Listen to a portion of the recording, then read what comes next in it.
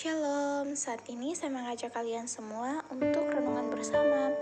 Renungan kita terdapat pada Yesaya 11 ayat 1 sampai dengan 9. Raja damai yang akan datang.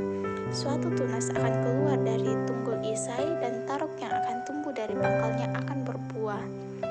Roh Tuhan akan ada padanya, roh hikmat dan pengertian, roh nasihat dan keperkasaan, roh pengenalan dan takut akan Tuhan.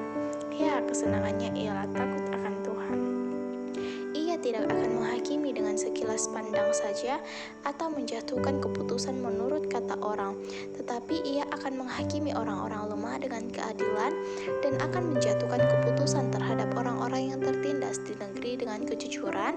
Ia akan menghajar bumi dengan perkataannya seperti dengan tongkat, dan dengan nafas mulutnya ia akan membunuh orang fasik. Ia tidak akan menyimpang dari kebenaran dan kesetiaan, seperti ikat pinggang tetap terikat pada pinggang. Serigala akan tinggal bersama domba, dan macan tutul akan berbaring di samping kambing. Anak lembu dan anak singa akan makan rumput bersama-sama, dan seorang anak kecil akan mengiringnya. Lembu dan beruang akan sama-sama makan rumput, dan anaknya akan sama-sama berbaring. Sedang singa akan makan jerami seperti lembu. Anak yang menyusu akan bermain-main dekat liang ular tedung, dan anak yang cerai susu akan mengulurkan tangannya ke sarang ular beludak.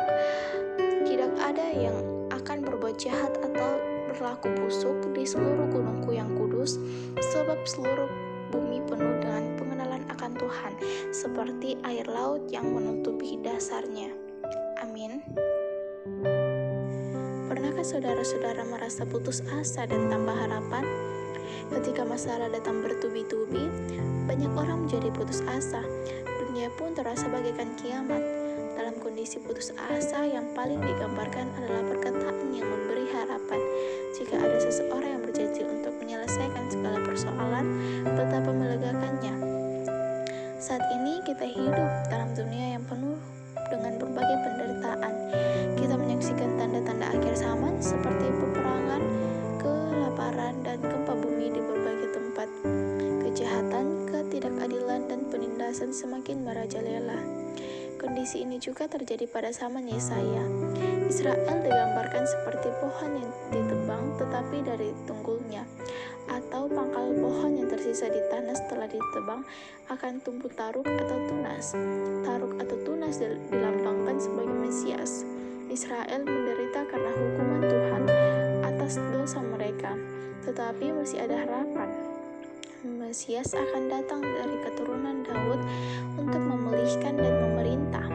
Dalam pemerintahan Mesias, seisi bumi akan hidup dalam damai, tidak ada permusuhan dan ketakutan.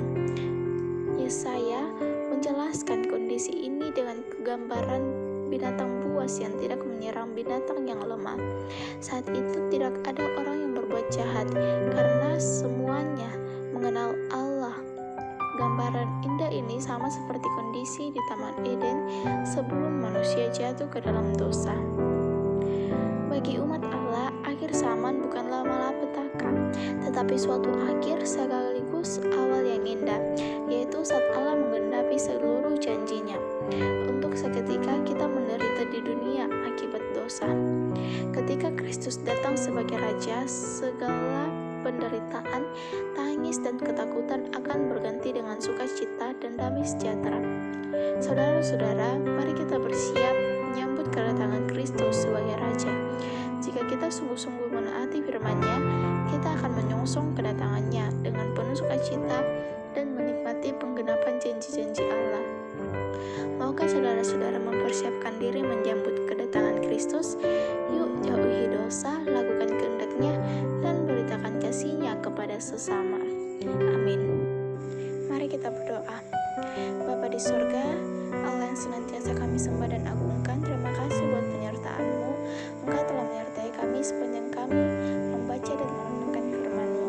Tuhan, tolong kami supaya kami bisa menjauhi dosa-dosa dan terus melakukan kehendak-Mu.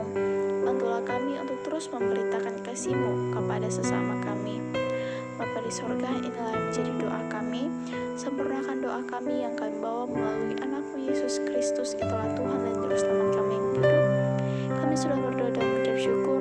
Haleluya, amin. Terima kasih sudah menonton. miss you.